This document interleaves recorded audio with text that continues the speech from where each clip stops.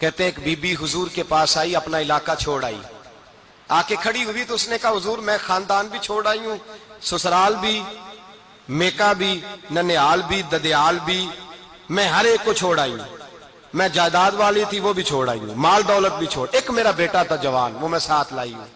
سونیا یہ آپ کی نوکری کرے گا اور میں حضرت فاطمہ کی ڈیوٹی کروں گی, میں حضرت عائشہ کے برتن دھویا کروں گی, میں بھی نوکری کروں گی, حاضر ہے. فرماتے ہیں رسول پاک نے بچہ اصحاب صفہ میں رکھ لیا, اصحاب صفہ میں, اور بی بی کو نبی پاک صلی اللہ علیہ وسلم نے عورتوں کے ساتھ متعین کیا. حضرت انس کہتے ہیں وہ نوجوان بڑا پیارا, بڑا میٹھا, بڑا دھیما, بڑا وفاشار, وہ سبق اچھی طرح یاد کرتا, وہ نماز دلچسپی سے پڑھتا, وہ حضور کی باتوں کو غور سے سنتا, وہ رسیلا, وہ سنجیدہ, وہ کم گو, وہ میٹھا, وہ پیارا.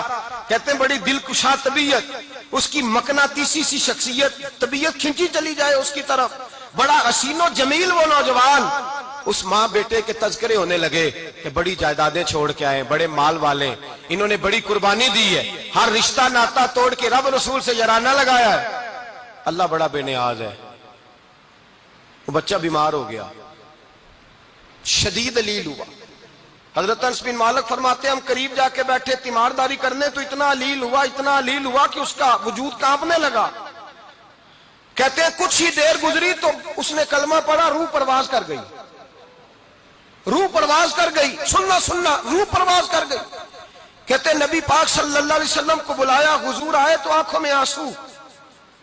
نبی پاک صلی اللہ علیہ وسلم نے سر پہ ہاتھ پھیرا اور پہلے حضور نے جملے ارشاد فرمایا تم غسل دو, کفن دو, میں خود اس کا جنازہ پڑھاؤں گا. پھر حضور نے فرمایا نہیں, اسے غسل نہیں دینا, ارادہ بدل گیا ہے, پروگرام تبدیل ہو گیا, اسے غسل نہیں دینا, کفن نہیں دینا. حضور کیا کریں؟ فرمایا اس کی اماں کو جا کے بتاؤ. یہ نہیں فرمایا بلا کے لاؤ, اماں کو جا کے بتاؤ.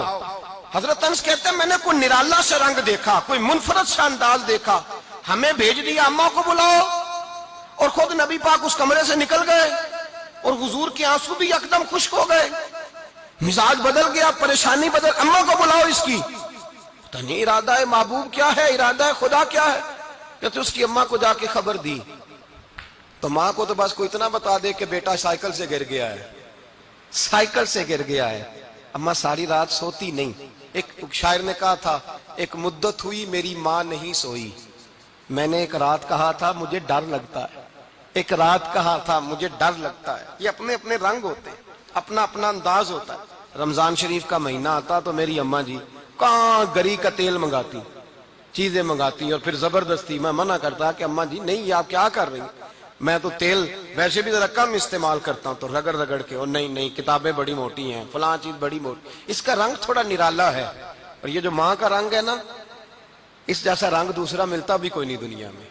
یہ اپنی مثال آپ ہی ہے. اماں کو کہا تیرا بیٹا, اماں ذرا دوڑی, گری, پھر اٹھی, پھر گری, پھر اٹھی, پھر گری, روتی ہوئی آئی. کہتے ہیں پیچھے وہ روئی, لیکن جب بیٹے کی میت کے قریب آئی تو اب نہیں روئی. کہتے ہیں ہمارے چہروں پہ نظر دے ڈالی اور کہنے لگی تمہارا کلاس فیلو فوت ہو گیا ہے, واقعی چلا گیا ہے. کہاں پردہ کر, واقعی کہاں. کہتے ہیں اماں نا زمین پہ بیٹھی اور پہلے اس نے بیٹے کے پیر اٹھا کے چومے, پھر سینے پہ رکھے, پھر وہاں سے اٹھی اور ادھر آئی, سر سجدے میں رکھا اور دونوں ہاتھ اٹھا کے کہنے لگی اے اللہ میں دولت کے لیے ایمان نہیں لائی تھی, اے اللہ میں جائیدادوں کے لیے کلمہ نہیں پڑھا تھا, مولا میں تیری بارگاہ میں آئی تھی تو میں تیرے اور تیرے رسول کو مان کر آئی تھی. خدا بندہ میں نے میکے چھوڑ دیے, سسرال چھوڑ دیا, ننیال چھوڑ دیے, ددیال, وہ دشمن تھے سارے دین کے, چھوڑ کے آئی. میں نے آرزوؤں کا بڑا مکان بھی چھوڑا. خدا بندہ بیٹے نے جانا تھا, مجھے شکوہ کوئی نہیں, لیکن خدا بندہ اب میرے سارے کہیں گے تو نے کلمہ پڑھا تھا تو تیرا بیٹا ہی چلا گیا. اے اللہ کی اگر تو نے دل مسلم کی دل جوئی نہیں, تانا دیں گے بت کے مسلم کا خدا کوئی نہیں. اے اللہ میرا یقین کہتا ہے کہ اگر تو مارنے پہ قادر ہے تو زندگی دینے پہ بھی قادر ہے. خدا بندہ کافروں کو راضی نہ کر, وہ خوش ہو جائیں گے, وہ مجھ پہ تانے کسیں گے, پھپتیاں کسیں گے. اے عرش کے مالک رحمت کا دروازہ کھول, میں تیرے نبی کی بارگاہ ناز میں رہتی ہوں, نظر فرما. حضرت انس بن مالک فرماتے ہیں ایمان, یقین اور استقامت کے ساتھ اس بوڑھے نے جب دعا مانگی تو ہم نے مسجد نبوی کے صحن میں عجیب نظارہ دیکھا. ایک ماں نے دعا مانگی تو بیٹا اٹھ کے بیٹھ گیا. کہتے ہیں بیٹا اٹھ کے بیٹھ گیا.